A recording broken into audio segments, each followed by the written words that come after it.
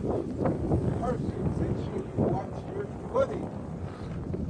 All right, for my guys over here, as we go through the program, you guys are going to help me put the clamps on the flag.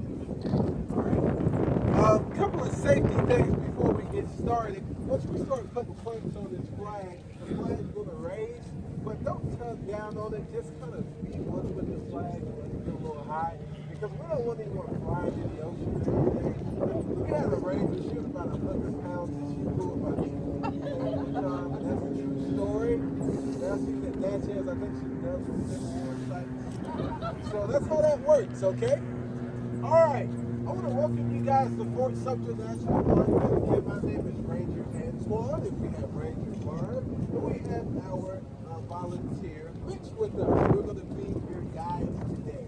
And you guys are going to get to do something very special on this very glorious, pretty day, which is put up a garrison flag. That is a garrison flag with an American 50-star flag over a national park. Has anyone ever put up a 50-star garrison flag over a national park? No one. No Fort McKinley. Good. I don't like those guys. Well, good. There's one thing that we see all the park, look around in the crowd and you guys back here and ask you who has someone that's currently serving in the military or has served in the military around this flag as we today. Yeah, so that's our universal concept. There's a reason why we're doing this. There's been countless Americans, both men and women, that's fought and died on the flags like this one, both at home and in foreign nations. And we want to commemorate those people today. That's why we're here. But we have to understand the history of the flag, and that's what I'm here for. Because we've been putting these flags up at our education centers and in our front yards for so long, but sometimes people don't understand how we actually got here. So we have to go back to 1776 on the very lucky day in July 4th, when several delegates came together and they said, we want to be independent. And then, this is an easy one, they signed what document? The Declaration of Independence. I didn't think the Ohio State fan would get it. I'm a Michigan fan, so I knew you would get it. So that's what happened. So they signed that document, and a very brave man stepped up and he said, either we hang together or we hang separately. Who was that brave man?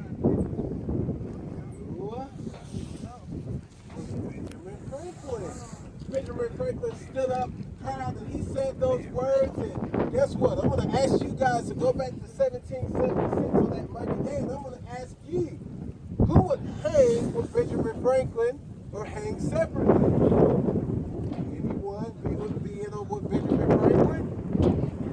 3 people? 3 people! I'm glad you guys wasn't back then. You know?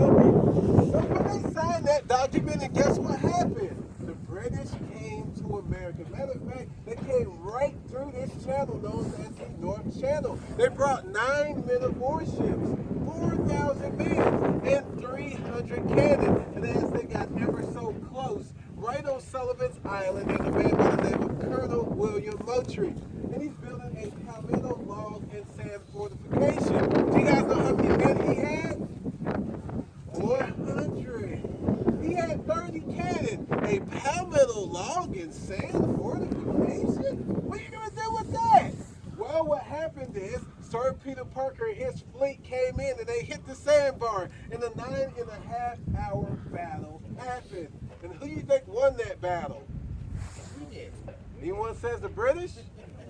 Please don't say the British. I'm going to never tell the Ohio State person said British. We won that battle, fueling the revolution in the South. And at the time, we were flying the continental colors, but finally we come up with our own American flag. And we win the battles of 1776 on up into 1812, and the country is united, adding stars and stripes as they go. And finally we get to 1860, December 20th of 1860, where something happened right here in Charleston, which was what? Secession happened. And how was the atmosphere at the time? Exactly, enthusiastic. So what happens is the Charlestonians, they secede the Union.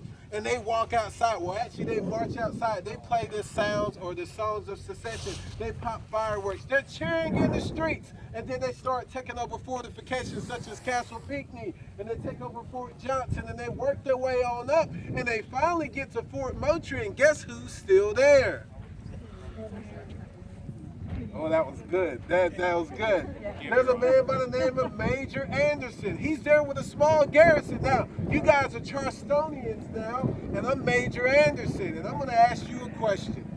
Can I have about 40 rifles for my men? Of course not. So what I do is I say, you guys really made me mad, so I'm going to cut down the flagpole over there. I'm going to burn the carriages. And then I'm going to move over to Fort Sumter, and as soon as he moved here, he put up the 33-star Garrison flag. I'm going to take a commercial break. Those guys will really help us out if we need it. There he is.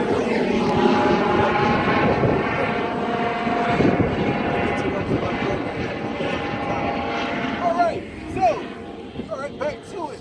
So anyway, Major Anderson gets here and he puts up the 33-star Garrison flag. And everybody is running back to Charleston saying, Major Anderson is at Fort Sumter. So you guys are Charlestonians. What will you do on April 12th of 1861? You will bomb them. You will the first cannonball will come over here and explode over Fort Sumter. We're plunging in the bloodiest war of our nation. And by the time of the end of the war, Fort Sumter's hit about 42,000 times.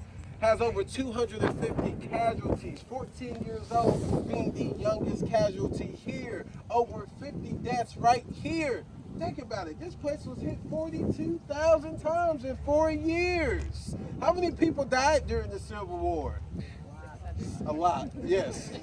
700,000 lives. People. Charleston has 250,000 people. That's almost 3 times the population of Charleston. Now, let's think about it here. If you guys were Civil War soldiers and you walked from the battlefields of Antietam and Gettysburg, or you left Fort Sumter or Fort Pulaski, and you were able to go home to your families after fighting for 4 years, how would that make you feel? Lucky. And what if you got home and you looked around and there's a lot of cousins and brothers no longer there and friends no longer there because of this war? Would it be a different feeling? Definitely would. Definitely would. But still, at that time, we still have our flag and we're still united. And then we go on into history in 1898 when this battery was built. And now we're waiting for a new person, a new enemy. And in World War II, they came right through the North Channel just like the British did. And guess who that was? It was the Germans. They brought 2 German U-boats right through here. And again, those brave Americans defended not only Fort Sumter, not only Charleston, but the United States of America. That is amazing. So what we're going to do today, mostly, is we got to think about how symbolic this flag is. How much pride is in this flag, how much strength is in this flag, how much unity is in this flag. And we got to understand too, through all of the adversity that we've had in this country, it's because of the diversity that we have that we're able to sit here today and we're able to commemorate the people that fought and died for our rights here in America. And that's very important. So what we're going to do is we're going to raise this flag, but before we raise this flag, remember, it's going to come up a little bit. Please don't, you hold on to it, but don't tug down on it. When we raise this flag, we want to have a moment of silence to commemorate the people that's fought and died for us. So, moment of silence then, and then after that, I'm going to get my veterans to come down right now. Do we have any veterans? Veterans, if you're holding the flag, it's okay. You can come to me. Any veteran? Yeah, come to me. All right. Anyone else? All right, so come over to me. So get right here just for a second. Now, what I need you guys to do, I need you guys to put me in place. So this is a big job. How does this flag go? All right.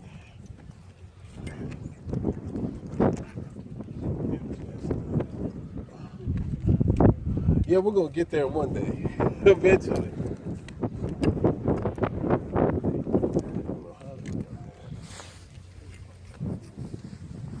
Okay. were having a really good program until that whole thing happened. Let's see what they've done here. Okay, here we go. All right.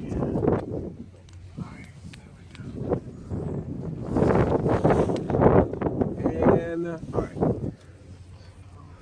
We have 5 of these. So let's start from the bottom here.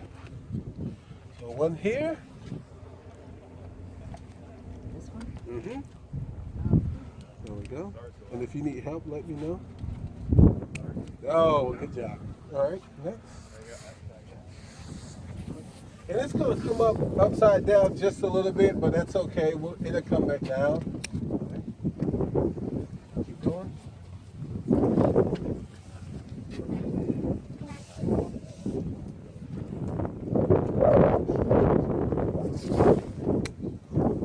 Okay, that one.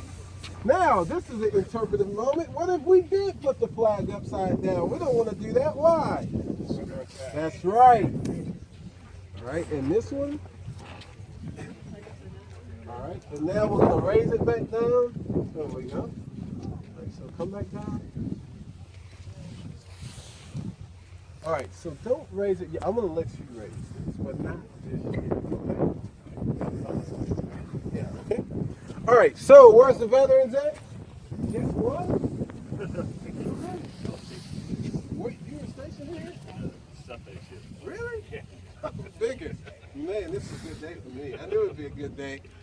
All right, so this is what we're going to do. What's your name? Art. Okay, he's going to raise the flag. Raise it slowly. What we're going to do, if you have hats at this time, please remove them. You may salute the flag if you wish. We're going to raise this flag to commemorate those people that fought and died for us. So raise it slowly, and once we get to the top, what branch did you serve for? Navy. Navy, okay. You're going to lead us in the Pledge of Allegiance. Okay. All right? All right. Okay, I'm going to raise this flag. What? I need some Yeah, I'll take it. I'll do it. Are you guys ready? Okay. Right up.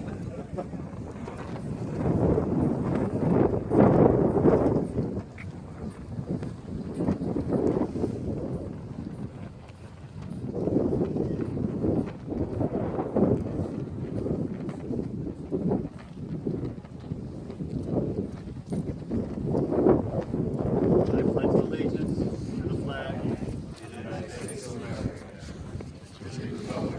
which stands one nation, under God, indivisible, with liberty and justice for all. All right, thank you very much, ladies and gentlemen, for being part of that. Remember, your departure time is 10 after. Did it take you? Good job. Yeah. What do you say? One of my old gyms, we had one of those. So I'm used to it because at my old gym we had like